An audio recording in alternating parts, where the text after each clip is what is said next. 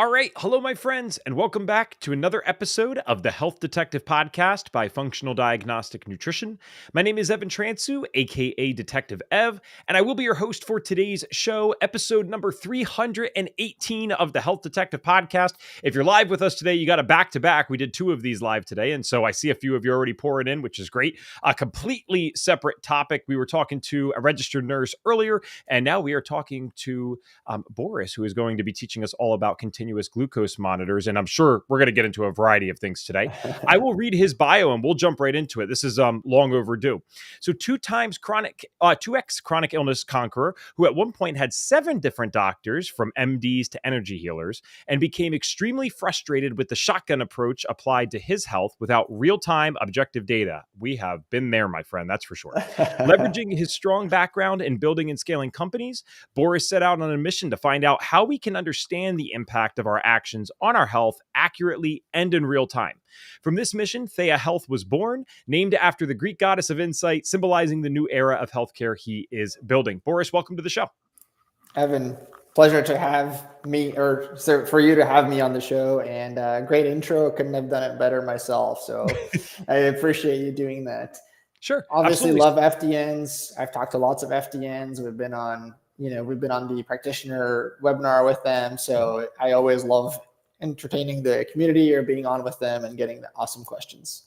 Yeah, and it's cool because you'll get an audience today that some people, well, actually a lot of people that watch this, they're not in FDN. They just like hearing our health stories, and that's great. So we're glad to bring you to a new audience. I see someone already commenting, which is great. I've been using a CGM personally for 1 year, but newer, to using Thea in my practice. How should I advise clients with dips into the mid-50s during the night? Julia, I don't want you to think I'm ignoring you. I'm not at all, but we're going to go through just kind of the normal flow here, and then that's when we will normally get to questions. So I promise I will answer that. And if you can't make it on the live version, just make sure you have subscribe to our YouTube, because this will be available for replay the second that we are done. So Boris, I want to ask you the signature question that we always start with on the show. And that is, what did your health symptoms look like and when did they begin? Yeah, so they really began early in my life. When I was 7 years old, more specifically, I got diagnosed with severe asthma. And I like to say that, I went on the puffers. Doctor said it's forever.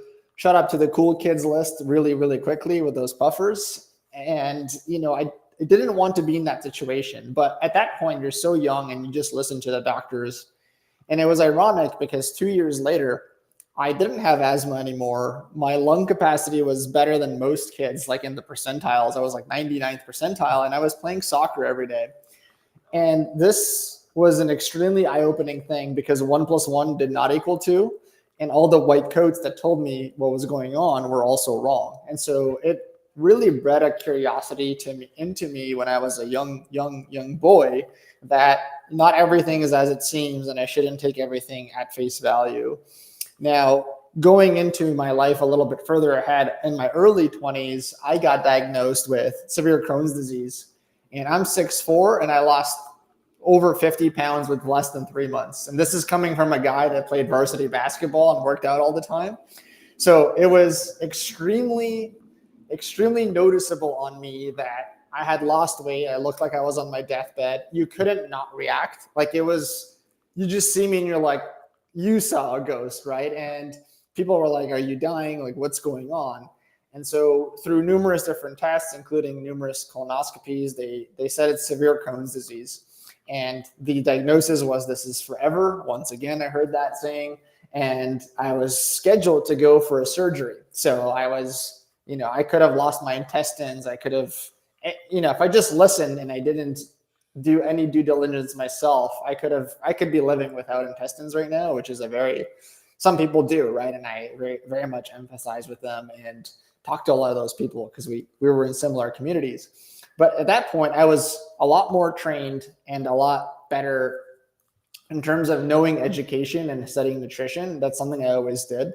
So that's when I actually hired those 7 doctors. And I'm not kidding. I actually had more than 7 because I had 2 MDs, I had 2 gastros. I was trying to get viewpoints from all of them. And then I had a functional medicine doctor, an energy healer, a naturopath. I had a Chinese herbalist. I was doing yoga. I think I read every book there is on nutrition and health. And I got to say, it was I don't know if that was the right approach, just because everyone had a different philosophy. You should fast. No, you should eat 6 times a day. You should do this drug. No, let's do this drug, right? So now you're sitting there. Like I want everybody listening to have this in your head. Imagine you go to eat, right? And with Crohn's, it was a 50% chance that I end up in the hospital. So I'm sitting there going, if I eat this right now, do I end up in the hospital on IVs, potentially throwing up for 17 hours on my toilet seat? That's a huge risk. You're not just deciding whether you want to eat a burger or a pizza to your liking. You're deciding whether you want to end up in the hospital. And so this is really where I got extremely frustrated, because I have to listen to all these people. I have to aggregate all this data myself. There's nowhere to store this data. I have to take note. I had so many binders full of notes. And I would go to my meetings, and most of my meeting with the doctors would be, here's all the things that I'm doing, and here's everyone else's input. And they would be hesitant to even look at that or listen to me, because they just want to treat you the way they want to, right? And they're like, I don't care about the opinions of others. And I'm like, well, I care, because it's my health and my life. So you need to get behind what I want to do with my body. And so, not to make this like a 2-hour long story, it's okay, but I was able to avoid the surgery. Like, I went into pre-ops. They said to me, hey, we've never seen anybody get better in the short amount of time that you have. So the drugs must be working, because I did agree to go on a low dose of immunosuppressants on top of everything else. And I was like, well, I'm doing all these other things. They're like, it doesn't matter. It can't be any of those things. It was this drug. I'm like, well, you're not even dosing it correctly. Like, I took a low dose. They're like, it doesn't matter, right? So I was like, okay, this is just going nowhere quickly. But I was extremely happy to have avoided that surgery. And so I'm happy to go into more of what I was doing and what the path looked like after that point. But that was really my two big scares in my life and my health. And that's why now I'm very diligent and always wanting to help others, because I had a lot of help, whether it was through books, mentors, or doctors or practitioners. That was my life and my lived experience. Wow. Well, Boris, I mean, I know that you've been connected to FDN pretty extensively so far, and you don't know me, so I want to say something that I say actually often on this podcast. I actually try purposely to go into the podcasts with what I call a healthy amount of ignorance, because I want to ask good questions. And I actually find your story amazing. I had no idea that you had been through any of this stuff. Because when someone owns a company in the way that you do, it's like I could see a variety of routes that would lead them to starting something like that. So to know that you really are one of us, right? Very much so, that has been through this stuff and had to overcome it is very cool. It just builds a very nice rapport, and it makes it feel even that much more authentic. So when you say you were pre-op, I forgive my ignorance with this. So how close were you days wise actually to getting the surgery? So when I was really bad and they scheduled it, I believe it was 3 months ish from, hey, this is terrible, we got to put you under surgery. And the ops was gonna be around, where are we at when we do the pre-operation procedures. And so within those 3 months, I got a lot better. Like, I was super aggressive. My priority every day was, how do I improve even 1%? Who do I talk to? So it was like 12 hours a day of trying to get care and education just to get to that point. And really, there was no other thing I could do, because I was dead tired, and there was only one thing I could do. So when I went into that pre-ops, they took a look and they're like, oh, wow, like, this has gotten better. Like, you're progressing. And so we're going to call it off for now. They said for now, unless something changes. Luckily, we never had to go back to the situation where it was, okay, we might consider our operation again. Okay, so wow, you're playing with weeks and months here. That's crazy. Wow, well, really just awesome to see that you were able to avoid that. And again, I know we want to get to the main topic of the day, but I love diving into this stuff, especially when it's this interesting. So one thing I am always fascinated by is, now you're so far in your journey relative to where you were at before that it might not even seem this significant to you. But you mentioned that when you were hiring these 7 different doctors, some of those were functional medicine. You had the energy people, Chinese medicine, whatever. So how did Boris go and make that transition to even humor those types of doctors? Because there are plenty of people that will Yeah. go through what you went through and never go to those types of practitioners. So how did you get to that paradigm that I should incorporate these people in my healthcare journey? Yeah, that's actually a really good question, only because I think it goes back to, well, let's go all the way back. When you get diagnosed with Crohn's, for example, I'll just use it because that's what I was diagnosed with. What happens is people tell you there's nothing you can do, don't worry about it, you're only going to get worse. And so if you take that at face value, you're never going to even think outside the box to want to pursue other paths, and therefore you don't have any control over your life. I listen to a lot of personal development and spiritual things even in my teens. So I think I had a little bit of an unfair advantage where I understood, no, I need to believe that I can do this. If I don't believe that, then there's no point, right? Like anything I do, I'm going to sabotage in the end. So when I got that diagnosis and that's what they told me, and having had asthma before and battled through it, I was like, no, hang on. I actually have proof that I did it before. It was random. Like I got put into a better situation and I got better, right? I had no say when I was 7, but I'm like, I can control what I can do today. And there's all these variables that are probably affecting my health. So I just took complete ownership, and I made a promise that I don't care if it's a placebo. Like if you're telling me energy is healing me and it doesn't actually, but I believe it does and I'm getting better, great. Like, so I basically made a promise. Yeah, I was like, look, I don't care if you're telling me that you're a witch and you're going to put stuff in a cauldron and sprinkle it on me and I get better. If that feels like it's working, I will keep doing it, right? So I was very much the mindset was it doesn't matter whether you're Western, Eastern philosophy, it doesn't matter what type of doctor you are. If I feel like you're making me feel better about myself, like there is progress so that I can try one more thing, there's all these ways that a practitioner can help. And people always think it's either give a prescription or a certain diet plan. Well, especially in the FDN community, everybody knows, or if they're listening to these podcasts, there's always going to be variables. There's always going to be differences in your body. So I just said, I'm very agnostic.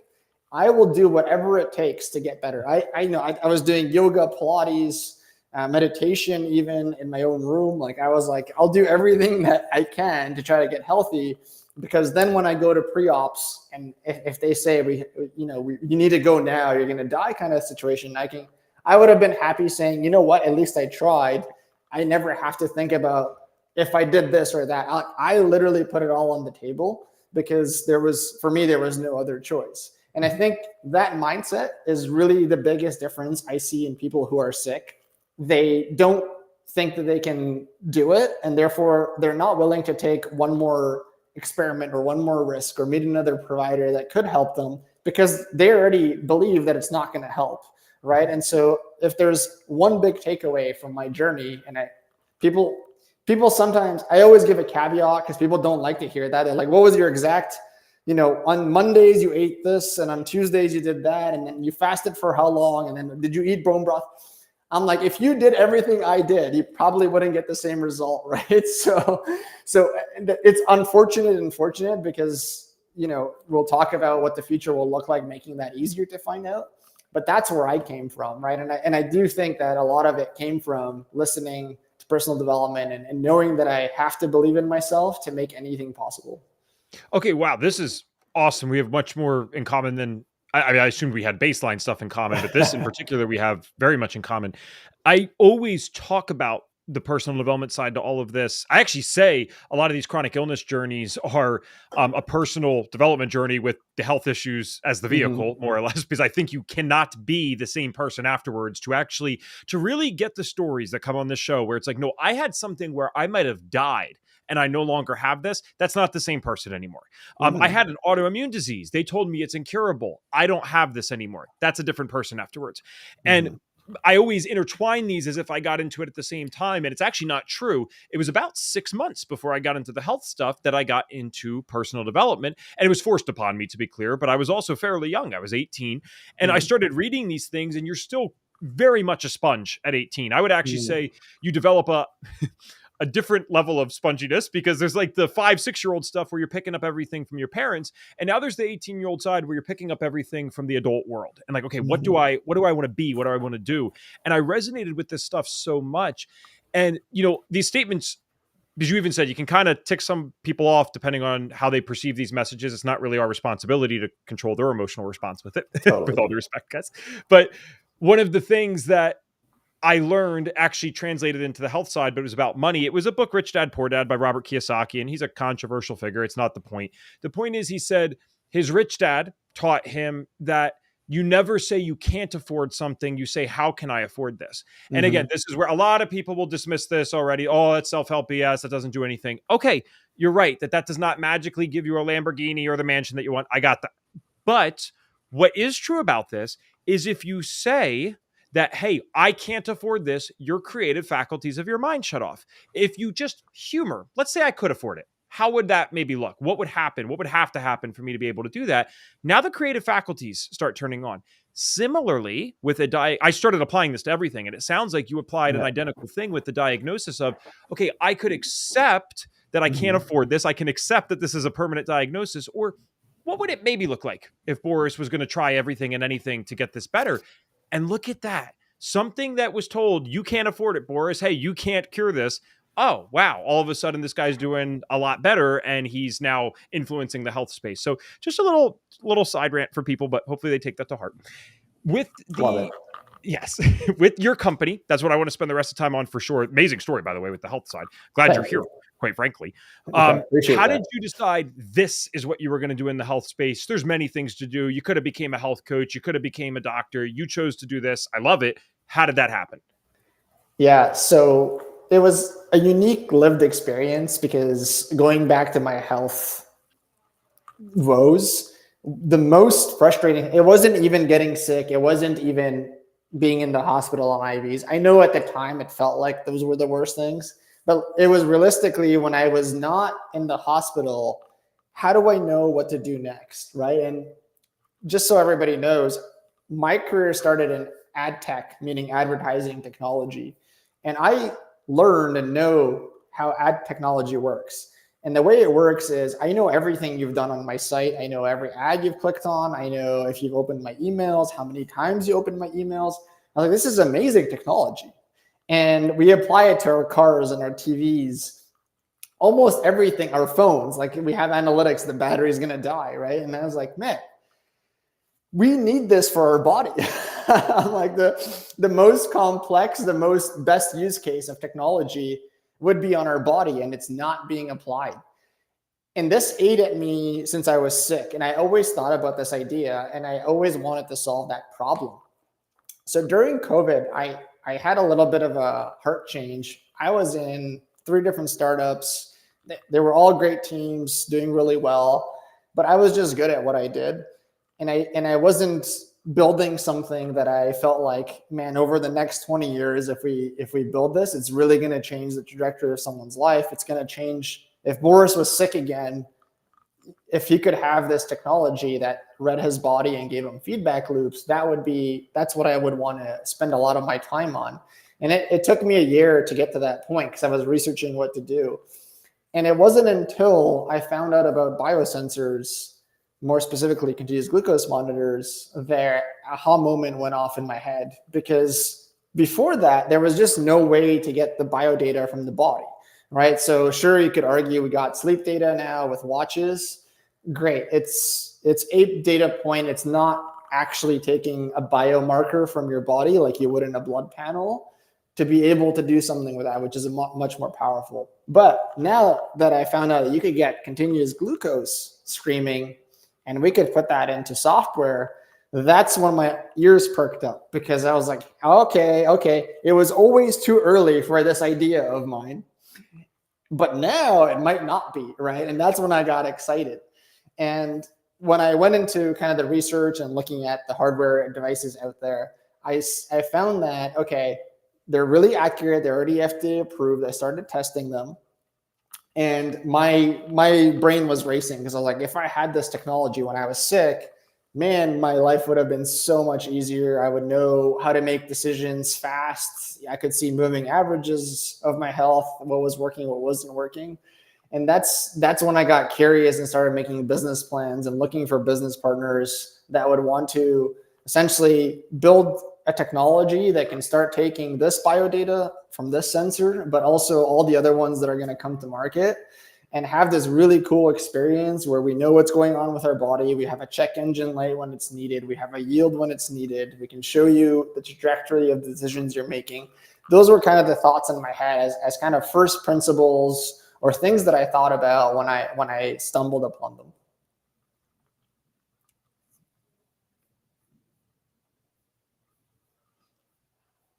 Oh, Evan, I can't hear you for some reason. You know what? Typically, when I mute my microphone, that is what happens. So maybe I should unmute. Thank you. So, what I was saying is, I love that you have this business side to you because many people, there's nothing wrong with this, but many people get into the health space solely because their heart's in it. They don't have any business background. And we end up having to really support them with that because, quite frankly, you Mm-hmm. can't impact anyone if you don't know at least the basics of the business side and how to put yourself Yeah. out there so you can go take clients. You can't help anyone if you're not working with anyone. So I love that you have this. I think that's just going to lead to more and more success with it. And I love doing business that is ethical and moral. And it sounds like you're identical to that because you wanted to do something that, yeah, 20 years from now you can be proud of. Like business is Yeah. not inherently bad. You hear about this is news crap, right? They highlight the worst stories of people doing Yeah. something bad in business, and everyone thinks like the CEOs are terrible. The truth of the matter Right. is, many CEOs are some of the best people in the world, and not to mention, literally on paper, they're some of the most generous. So Yeah. most CEOs wake up every day, guys, believe it or not, and are trying to actually say, how can I do some good? So when you can mix it in with something like this, it's awesome. I really want to focus on the technology itself because I feel like Mm-hmm. there is still a decent amount of ignorance around the CGM thing. I know there is for Yep. me. We're getting ads on Facebook now. We're getting hit with stuff on podcasts. So how can someone, let's start with this. How can someone access this without a formal prescription? And what I mean by formal is people think I have to go to their primary care physician and they have to say, all right, yeah, you're pre-diabetic or you have type 2 diabetes or type 1 and now you can get this. And we're a little bit past that. So how can this be accessed directly by the consumer? It's actually a really good talking point because the only reason I started the business that I started, which was taking bio data from CGMs and making it actionable for both an end user but also the practitioner that's administering looking at the data, was because the level of scrutiny came down to a level 2. If people don't know the FDA, so they have levels of scrutiny. It's like if you prescribe a level 1 device, you better be certain that that's the right call as a doctor, or you can get in a lot of legal trouble. When it becomes level 2, you're almost at over the counter, but not yet. And what we built and we realized quickly was most people can't prescribe it, or it's hard to prescribe, or people don't want to prescribe it. So we actually have on the back end doctors that prescribe this for anybody now. You don't have to be a diabetic. You can be any age. You can be any diagnosis. It doesn't matter. We're not diagnosing people. It's a education tool. So when providers work with us, we do that for them. So we prescribe everything and we do all the end-to-end fulfillment to make life easy. So it ships to the patient's door. And now it's literally opened up the market for everybody to try, for everybody to see their own bio data, to be empowered and make decisions off what's best for them versus a philosophy or a thought process or a diet that they heard about. Right. It's not identical, but it's almost conceptually similar to how FDN operates with our medical director program. I mean, we're Mm-hmm. allowing you to come through the certification. You get access to the doctors who trust in what we're doing and believe in what we're doing, and they're Mm-hmm. helping facilitate the lab order. So it's pretty cool. Now, as cool as these things both are, by the way, your company and the MDP, it still boggles my mind to this day that I do not have the right as a citizen, if I am willing to pay cash, to just buy something that I attach to my body, harms no Yep. one, right? That I can't just choose that. Or gosh forbid, I want to poop in a box and ship it out, assuming it's, biohazard stuff's all taken care of, that I can't Yeah. just choose to do that. That's quite remarkable when you think about it.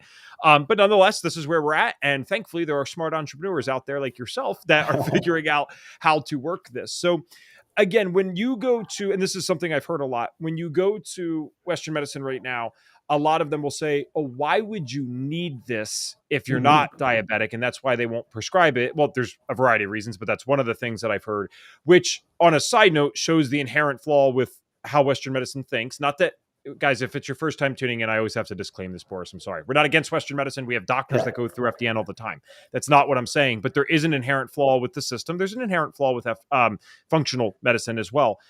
The inherent flaw there is the idea that a tool is not useful until somehow you have a diagnosis. It's like, well, what? Why don't we try to prevent something before it happens? Especially something as objective as a blood sugar number. It's like, it's not like it's a theoretical thing to act like the blood Mhm. sugar wouldn't be trending high before you get a diagnosis of type 2 diabetes or something. So Right. we should be able to see this before it happens. So you think it makes total sense. But yes, with that said, who is this for outside of the obvious, I guess is what I'm trying to say. Anyone that has type 2 diabetes could see a benefit from this, but how are other people using this that might not meet that diagnosis? Yeah, so the point of the platform really was, how do we take this bio data or blood glucose in this instance and make that something where you know what to do next with, right? So instead of, I'll get to your answer more directly, but all I'm trying to say is portray that this stuff can become complicated, and if you're trying to analyze it yourself, you have to know how to.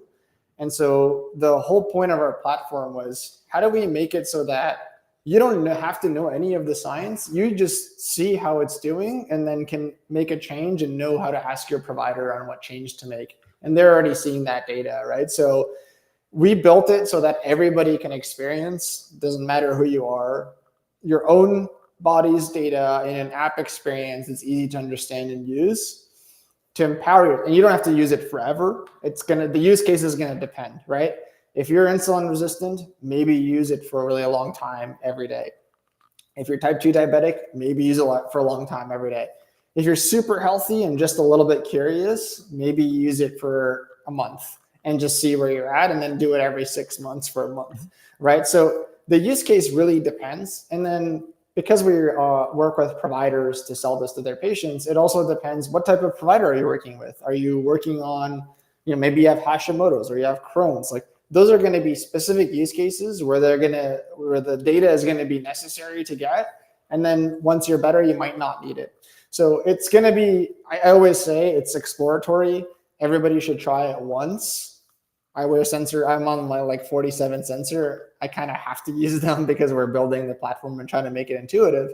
But it's just one of the most eye-opening things you can ever do is see your own body's data for the first time ever. This has never been able to do or be done in the past for the existence of human history, right? So that's why I get excited, and I got excited about it because I was like, we're going to be able to do so many good things. And if you're working with a provider and it's not working, you now know that. And if it is working, you also know that, right? So this is where my 7 doctors might have not been necessary, or at least at different times for different stages. I could have also saved a lot of time and energy in terms of, and resources, to be frank, that might have been wasted. Right. And I think there's a lot more to unpack with this here, because this is, on the extreme, it's a potentially life-saving device. If a type 1 diabetic has a CGM on, that really Yeah, can save their life, similar to a type 2. totally. I learned a lot about type 2 diabetes as a kid before I was into health, because one of my grandmothers, God bless her, has had type 2 diabetes for 40 years. It does not look like there's any intention of that changing anytime soon. She still Mm-hmm. thinks Pepsi is breakfast drinks. Really, I mean that. And Yeah. I never understood. I'm not literally laughing at this, but it is shocking looking back. I never understood what was going on with her sometimes. She'd act a little weird, whatever. And then as I got older, my mom taught me, we would ask her basically to test her blood glucose, and her blood Mm-hmm. glucose, Boris, would be 400 something. And she's walking Yeah. around the house. And it's actually remarkable that she's even made it this long. Not saying Mm-hmm. that in a bad way, but 40 years with diabetes of this level of uncontrol is Yeah. kind of crazy. But when you see someone like that, first of all, again, they really are in a potentially life-threatening situation if they don't take care of it soon. And 2, you feel like you're not even talking to the person. So those are the Right. extreme examples of how this is beneficial. But even something like a simple, seemingly simple elevation in fasting blood glucose every day has significant impacts on cardiovascular health, cardiovascular risk of heart attacks and stuff like that. So with that said, those are just the ones that I know offhand. I'm curious, as more and more people have been experimenting with this, what are some how should I word this? What are some interesting or unexpected findings that people are reporting? So, for example, I know Sachin Patel posted several months ago when he was using a CGM that like he was surprised to some degree. He knew why, but he was surprised to some degree to see how much his blood sugar spiked after cold exposure with the sauna. And obviously, it's because it's a stressor on the body. I get that, but what are some unexpected spikes in blood glucose that maybe you've seen in your own health or you've seen other people report? Like they realized I never would have thought this did this, but it does. The number one most surprising thing that we've seen, and we're almost at 40 million data points collected. So this isn't a small number. It's significant amounts of data. A lot of the time, the spike in blood sugar, which is showing an indicator of a stressor, and the stressor can be good, just to caveat, like a cold plunge and your blood sugar spiking is your body just creating energy because it's in a stressful environment. It doesn't mean it's a bad thing as long as it stabilizes and doesn't linger. So that's just one call out there. But a lot of the time, the spikes are not food related, and people have never, ever thought that is the case. So I'll give you one really, really black and white example. We had one person contact us and their provider and say, my blood sugar is really, really high, like I'm way above diabetic levels, but I'm like 70 hours into a fast. And so going back and forth, we realized they were having an argument with somebody on iMessage, and it was infuriating them, and their metabolism responding because they were in a stress state. Their hormones were out of whack. And then they said to us, they're like, I had no idea that stress had that impact on my body. And I'm like, it's easy when you eat something and then you have a result. Like I knew that thing would happen. Like if somebody ate 3 chocolate bars, you don't have to be a genius to know that that's not good for you, right? Like our brain already is okay with that. But having a feud with somebody or even being agitated and having the same effect as a chocolate bar on a non-food related item has been probably a lot of people have these epiphanies. Now we're getting into things like every Wednesday and Saturday, this person has an off day. Why is that, right? Like, are they hanging out with people that are toxic or not good to them? Like they're starting to really go, oh, wow, there's all these correlations that I'm now seeing that I haven't been able to see. And a lot of it is not food related. Another one would be I wake up and my blood sugar is really high, or and that could be your cortisol's high or your adrenals are off. So now the provider can go and be like, let's do a little bit more experimentation. And then the third example I'll give is we've had people eat just a little bit of gluten. Like I'm talking 4 grams of gluten, and their blood sugar spikes like crazy. And then the providers would do some tests and find out, hey, you're actually really gluten intolerant.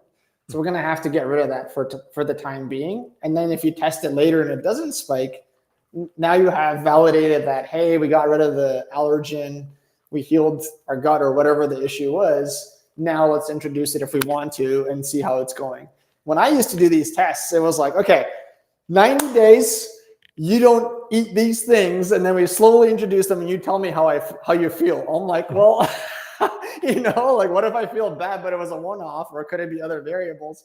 I'm like, I'll have to be 287 years old. I think I did this math back then. I'm like, I'll have to be 287 years old for us to do every test in a 90-day interval with perfect data. That's assuming I'm not traveling and going to restaurants, right? So those are some of the ways that we're really finding super useful, because it's just a feedback loop that you didn't have before. And there's lots of things that impact your metabolism.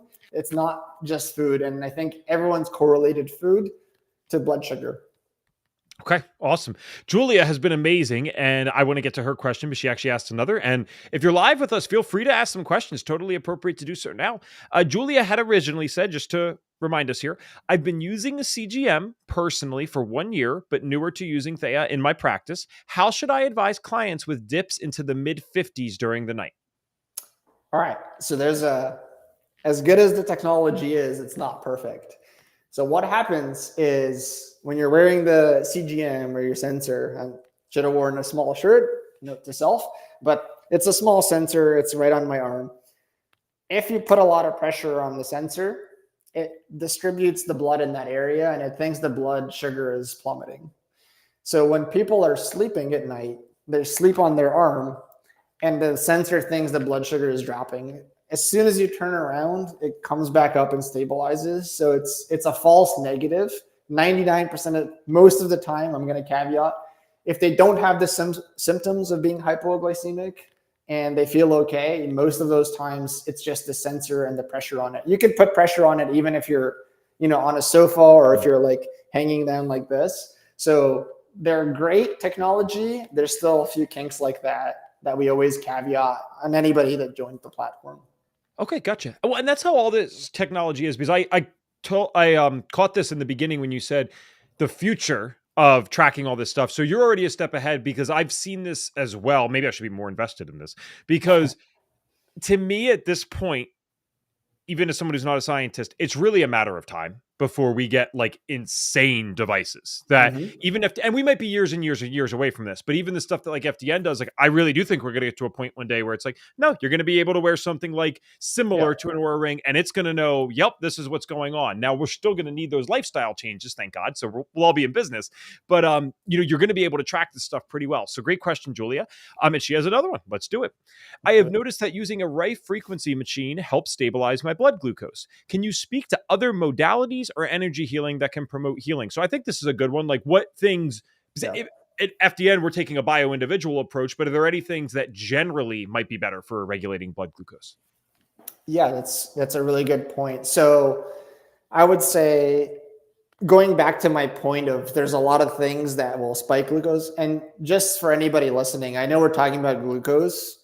On a high level, glucose is directly related to your metabolism or your metabolic health. So whenever I mention glucose is spiking or it's high, it means that you're stressing the metabolism or it's having a harder time processing what you're doing or giving it or the inputs that you're doing. And so it's a little bit stressed. And so sometimes it's a good stress. Like I said, saunas or cold plunges, those are extreme situations where your body produces energy for it to burn. And as long as it's stabilizing after that, that means you didn't overdo it. There's a lot of people that overdo it, and then we either see their metabolism struggling even hours after. But now they know, okay, maybe I shouldn't have been in the sauna for 2 hours, right? Like we've had that happen. I'm like, I can't really do anything about you being in the sauna for 2 hours. I don't think anybody recommends that. But just going back to other modalities, this is really going to depend. Like, are you always constantly stressed out? If so, then having ways to calm the nervous system. Maybe we've seen people do Reiki and get better, or they go and do, those bowls. What are they called? Those bowls where it's like a hem and a ha. Is there something with sound there? Sound bowls. Yeah. Something like that. But anyway, all I'm saying is like, there's all these ways to regulate the nervous system. If food isn't the thing that's, really like nuking the metabolism and it's all these stressors on your life, then there's all these tools that you can go down the rabbit hole of that can help stabilize things and modalities. And another great example is if your glucose spikes all the time in the morning, a lot of the time, not saying all the time, we see that as a stressor. Your hormones are off, that your cortisol is too high. Okay, so we might have to optimize hormones, right? So how do we do that? Again, this goes back to like you're working with your practitioner to figure it out, but you're just getting that loop faster. And then singing bowls, Julia, that's the one I was thinking of, right? So it's like those are all the things that can impact you. It just depends or like the gluten one was another perfect thing is how do you regulate? You got to take out gluten if you're allergic to it. And I'm not picking on gluten. I'm just saying that's a use case that we've seen often. You can now take out gluten and see how it does, and it's going to regulate. So it really depends on the body, where the deficiency is, where your gut is. All those things are going to show in the data. Cool. And Julia, I did see you have another question. I'm just going to get to Carol real quick for someone new, and then we'll go back to you. Thank you for asking these questions, everyone. Carol asked, how accessible and affordable is this device for the general public? Which kind of leads to a question I would have asked anyway. We can do it a bit prematurely. Like, where can people find this? How much is it? Let's get into all of that.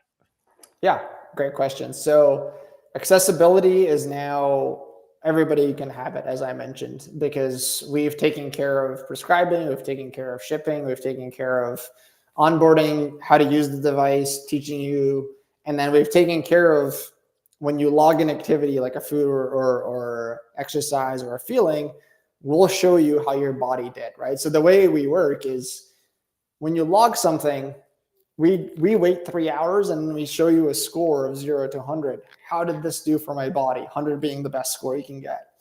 And now you have actual data that shows you if that was a great decision. And the decision, even if it was, scored low, it doesn't mean that food or that activity was necessarily the bad for you. You can never have it again. A lot of these things are dependent. You got to keep testing them. And I'll give you one really great example of that. I ate tacos once and my metabolism was great. I had very stabilized blood sugar. Then I had the same meal 2 days later and I went diabetic for a while. And the difference was I had like 20,000 steps in me in a workout before that taco meal. And then the next time I did it 2 days later, I didn't have a workout and only 7,000 steps. So it's not necessarily that those tacos were bad for me, but the timing and what I had done during the day also mattered a lot, right? And so we're not trying to get people to go good or bad foods. It's education on here's what's happening and is there patterns? And if there is, let's interrupt the bad ones. And if there's good ones, let's double down on those. In terms of affordability, it's we're rolling out a new model, but it's essentially going to be an onboarding fee of $99 and then $99 per sensor. And you can buy as many or as little as you want. So you could try it for a week, or you could do 3 months is the most common we see, because 1 month is nice to get a baseline of, okay, what's going on, right? Hey, how am I doing?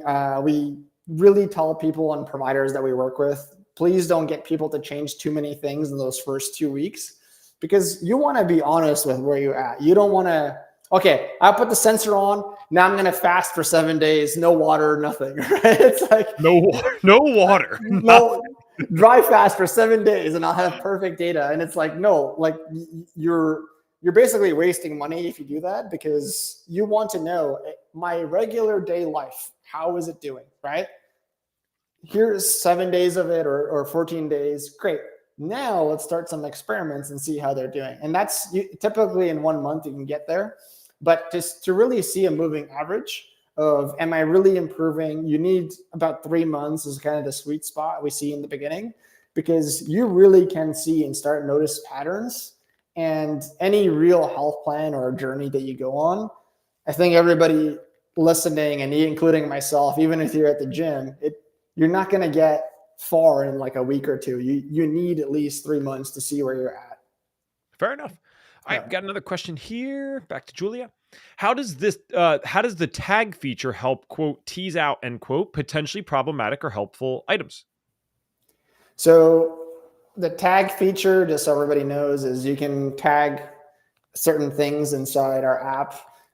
So if you're drinking a coffee every single day, for example, you can tag that, and then you could look at every time you drank coffee, how did your body perform, right? And if it's black every time, maybe it doesn't matter. But maybe if you're drinking more certain days, your cortisol is spiking too high, and maybe you want to drip it down, right? Mm-hmm. If you're taking creamers or trying different milks, oat milk, almond milk, regular milk, then you could see and look up every time I had coffee, which milk did the best, or is there one that responds in my body better than others? Or does it not matter? Maybe they're all the same and you like variety. So that's where we're building that automation for you to just put it in there. And then we tell you, like, here's the best things for your body, or here are some of the things that we can improve on. Cool. Awesome. Yep. And then Carol had said, awesome. Thanks for your answer. Asking as a holistic health practitioner. Thanks for your question. Thanks for tuning in today. All right, cool. So as we kind of, I don't know if this helps. Can we do a follow-up question here? Because Julia said, how can you look at that data? Because it seems like it's your company doing it, right? Or am I misunderstanding something? Yeah. So when you're in our app, the number one thing we ask people to do is take a quick photo of what they're doing. As soon as they take the photo, they can add tags to that photo if they want to, right? But the photos will always be there. And the reason we like the photos over anything else is one, no matter what age you are, if you own a phone, you know how to take a photo. It's the number one use case of phones today. Mm-hmm. Two, it's 2 clicks to log something, meaning it's an extremely low effort thing to do versus, I used to log everything perfectly. I had 4 ounces of chicken, like 1 ounce of this sauce. This gets nuked. As soon as you eat out, you have no idea, right? Or if you're traveling, like I did 5 cities in a month last year, no idea, right? Like it's very hard to keep that stuff in track. But taking a quick photo of everything I was doing was super easy. And then the most important thing is a photo actually gives us a representation of what you did and gives you your representation of what you did versus what you think you did. And the reason I say that is because lots of people have misconceptions on, for example, we have people that go, hey, I logged a small sandwich and it did very poorly. Why did it do poorly? And then the provider looks and it's a foot long. Well, they just grew up in an area where that was a normal meal and they felt like that was a small sandwich. So they don't actually know that that's a huge portion compared to our knowledge or the provider's knowledge, right? And so before they would just tell the provider, I had a small sandwich, so I've been eating really healthy. But they could be lying, right? And I'll be the first to admit, I've had bad weeks. And I would go to my practitioners, even when I was sick and trying all these things, I would mess up and I would lie. I'd be like, I did okay. It was all right. I had a decent weekend, and I'm like, no, I didn't, right? And so it doesn't help because I'm paying for the provider. I'm there with my time. I'm trying to get healthier. It's better to be like, okay, here's what happened, and then let's go down that rabbit hole. Same thing with salads. Sometimes they don't perform well. Well, we find out that they had tons of sugar in the dressing that they put, or there were croutons that we forgot were croutons and they're not doing so well. And I'm not picking on salad or croutons or sauces. I'm just saying these are like black and white examples that you can get your head around in terms of like how the technology works, why it works the way it does, and how we're trying to always make it super simple to understand. Amazing. Well, again, thank you guys for the questions. We will have to kind of get towards the end here. So I really appreciate just everyone being engaged. So Boris, what I wanted to ask to kind of wrap us up here is, it seems from my end so far that there's possibly an opportunity here just for the lay consumer. And then there's an opportunity we have a holistic health practitioner listening, right? We have someone else who obviously does coaching. Yeah. I do coaching. So are the opportunities separate there? And am I correct that there's opportunities for both people? So we technically only work with health businesses that then use technology to see the data on their patients or clients. Okay. So the opportunity is really for if you're a health business, and we accommodate any type of health business. You don't have to be a doctor. You can be, if you're an FDN or a nurse practitioner, or you have your own course or your coach, those are all the people that we're empowering with technology. If you're a consumer and you just really want the technology, you can email us and give us an overview of what you're looking to achieve. And we're happy to look at our list of practitioners to see somebody who might be the best fit to work with. And it could just be them seeing the data. And if you don't want a relationship after that, that's fine. But we did build the product, obviously for the consumer to be easy and insightful, but it was primarily for people working with clients or coaching that can leverage the tech. Awesome. Well, I know I had emailed at one point and then I think I just got lost in my stuff, but I'm fully interested in this both personally, but also I'm like, how can I make this kind of a standard thing in my client cases? So separate conversation for afterwards, but I'm definitely interested in this. So Boris, where can people find this if they want to get signed up or contact you? What are the best places to go to? Yeah, the best place is theiahealth.ai, theiahealth.ai. You'll see everything on our homepage, how it works, how it integrates, who it's for. There's a support button there if you have questions. You can follow us on Instagram, Theia_Health. We post practitioner content there all the time. We also share stories from users that are putting on the sensors. So it's a fun way to interact. Very cool. All right. And I know perhaps this is a slightly biased answer that you might give, but I'll see what you do with it. So I want to finish up with our final question that we always finish the show with. And that is, if we could give Boris a magic wand and you could wave it and get all of us to do one thing for our health. So that means you could force us all to start doing one thing for our health, or you could force us to all stop doing one thing for our health. What's the one thing that Boris gets us to do? Yeah, I'm not going to give the obvious biased answer, which is put a biosensor on. You guys explore that for yourself and talk to providers.